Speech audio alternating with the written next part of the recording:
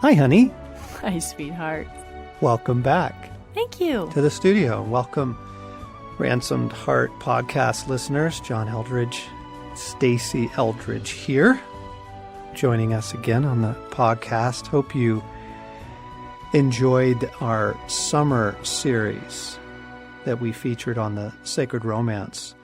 I know we got a lot of good feedback on that. And if you missed it, you might want to go back and listen to some of that because it was really rich.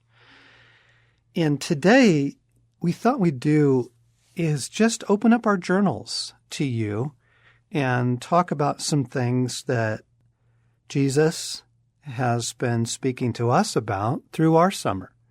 Summer is a time here where it's a little slower pace at Ransomed Heart, and we try and intentionally, let the staff take their summer vacations and we take ours and we get a little Sabbath time away. And that creates some room. And I just am so amazed how every time I create room, God steps in, like he seizes it and talks to me about stuff. He loves it when we make room for him. Doesn't he? Yes. And I know the same was true for you, that this summer, as we created a little bit of breathing room, some Sabbath space, God came into it and spoke and raised a number of things for us, with us, in us. So we thought we'd share that with you. I wanted to start by saying, since it's kind of back to school, the way my time with God started was him reminding me that there's good ahead, not to just be looking backwards and to just be kind of lost in memory and remembrance and the sweet times that are behind me, but to know his good heart that there is good things ahead. And that when I do that looking back, not just remembering, but with this subtle belief that the best times of my life are over, that I rob him of giving me the good gifts of the future. And right. I'm really aware that there's families out there now who are entering into the empty nest, or children are going back to school, or, there's change going on. Yep. And there is colors starting to shift, and there is the difference in the fragrance. And I just want to echo what he said to my heart was, there is a good coming. There is a great good coming, always. And we can trust him for that. That's really good because we have a family tradition in the Eldridge house. We have been taking a trip to the Tetons, and this summer was our 19th year, wasn't it? It was, and we really like it, but you shouldn't go. Exactly. It's an ugly place. Lots of mosquitoes. Just kidding. Just kidding. It's a place that's filled with tradition and memory for us because we began camping there when our boys were 4 years old. Right. Luke was 4. And canoeing and fishing, swimming, all that. But things have changed, and we now have 2 sons who are married, and we have a senior in college, and Luke was not home this summer. He stayed in Spokane and worked. And so even the trip going, it wasn't the whole family together. We met there, but even going there wasn't the same, driving. Right. And Jesus really caught my heart when he said, allow things to change. Oh, that's so important. Allow things to change. Like, it's going to be a little different this year, and our sons with their wives, they're enjoying the family time, but they also want a little time by themselves, of course. So they want to go off in the evening or go do their own thing. And you just have to bless that. Like, you have to bless change. Yes. Okay. That's enough right there. Just hold on to that. That's gold. Bless the change. It's always changing. It's always a new season. And if we try to hold on to what was, we miss what is. I know that for most of us, it's kind of a psychological principle that all change is initially perceived, experienced as loss. Mm-hmm. And I had to let that go, or it would have tainted our family trip to the mountains, and just accept, like, yeah, things are changing, and that's good. That's good. And I bless it, and I welcome what we do have this year. Yes. Yeah. So as you look back on the summer, what would you say was one of the biggies? Oh, I have the biggie. And it was my heart's desire entering into the summer. I had 2 big requests. The second one being asking God what he wanted to do together next. What was next for us? And he never answered that. He still hasn't answered that. And as you have told me, that's a really good thing because God doesn't want the leaping ahead. He wants me here, now. In the present moment. Right. And he'll get there. He'll answer that. I don't have to worry about it. But the first biggest request was to know his heart, to know him as Father more deeply than I have. Mm. And what has been beautiful is he planted that desire in my heart. He's the one that put that desire there to know him that way because he wants to reveal himself to me that way. Mm. And he has. I feel like I have scratched the limitless, boundless extravagance of his love. And it has undone me. Mm. I don't want to leave it. We're in it. Can't change it. Can't earn it. He is love. But to really experience it, know it, sit with it, be saturated in it, delighted by it. How did he get you there? Like, what did he bring into your summer? Like, how did that happen? You're describing the fruit of an experience. Yes. Well, we mentioned in a previous podcast that I was getting the gift of time away. 2 full weeks away. And I'm a person that is rejuvenated alone. So I went by myself alone. I know that doesn't sound swell to a lot of people, but it's swell to me.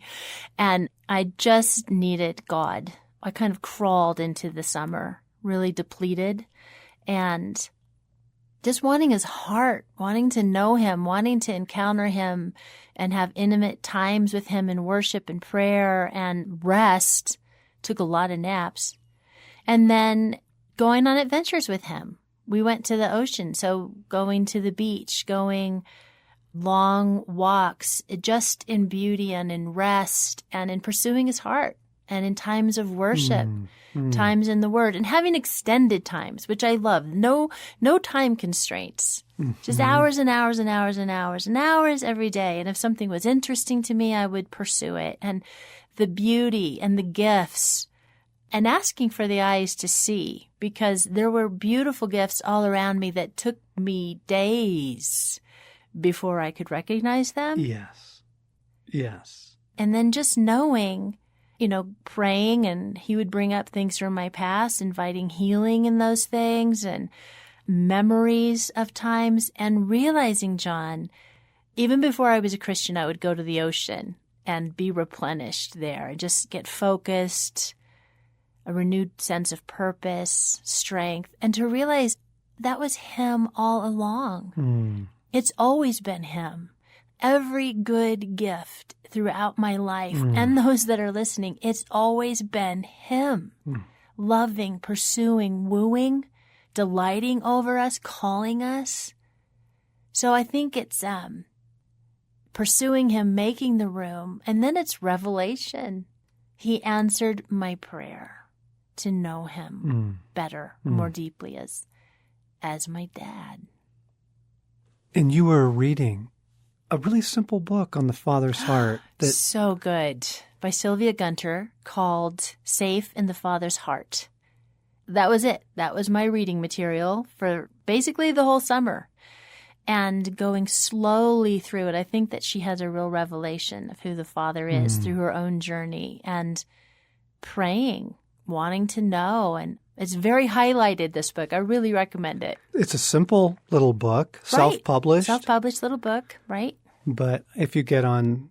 You can get on Amazon, you can get it. You can get it through their ministry called The Father's Business. Yeah, Sylvia Gunter. Yes, Safe. Many will be familiar with her, but Safe in the Father's Heart. Yeah, I know that meant a lot to you this summer. Oh, that's so good. That's so good. Honey, what about you? It feels like there were several things that God was doing this summer. And one of the things was such a simple act with such profound ramifications. I want to share it with our friends because you might benefit from it. Early in the summers, we were beginning to get a little bit of Sabbath, a little bit of breathing room. He said, I want you to practice stillness 3 times a day.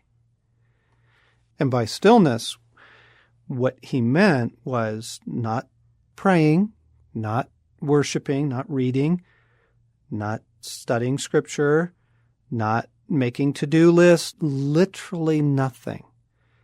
I remember hearing Dallas Willard say, the soul needs to do nothing. There are times where the soul just needs to do nothing. Yes.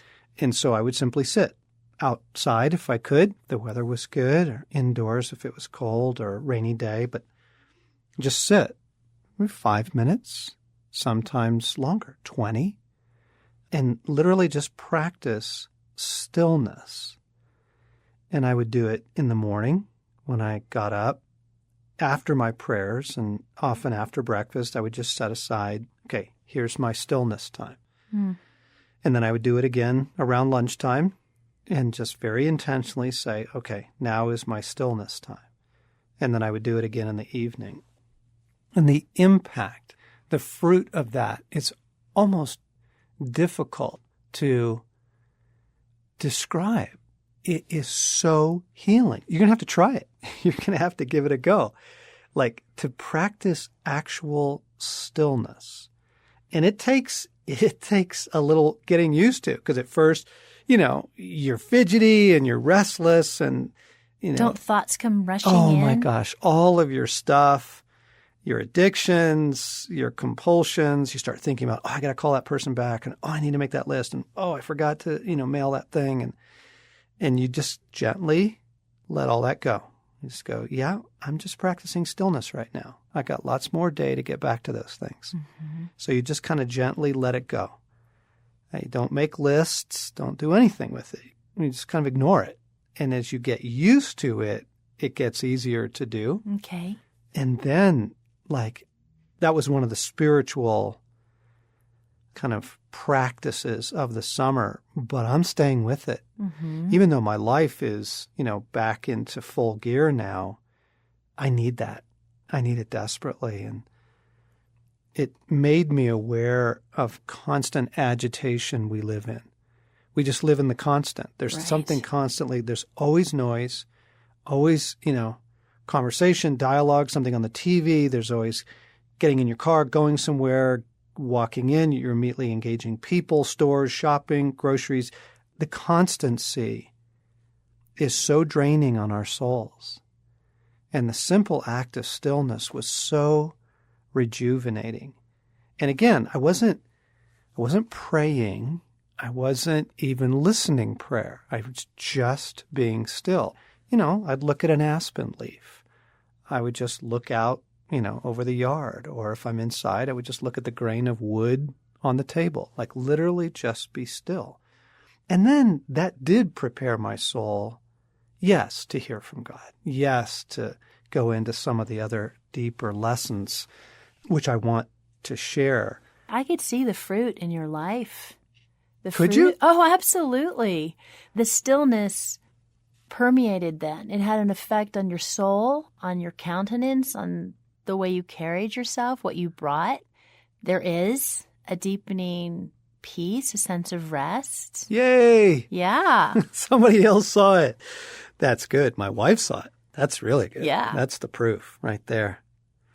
I want to unpack some of the other things that God was doing this summer. But honestly, if I could give our listeners a gift, these 2 things, the Father's heart from your summer, huge. And stillness, the simple act of stillness, and thus the restoration of the soul.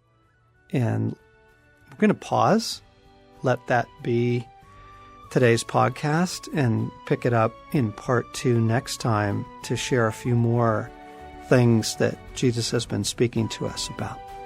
Thanks for listening in on the Ransomed Heart podcast. This has been John and Stacy Eldridge.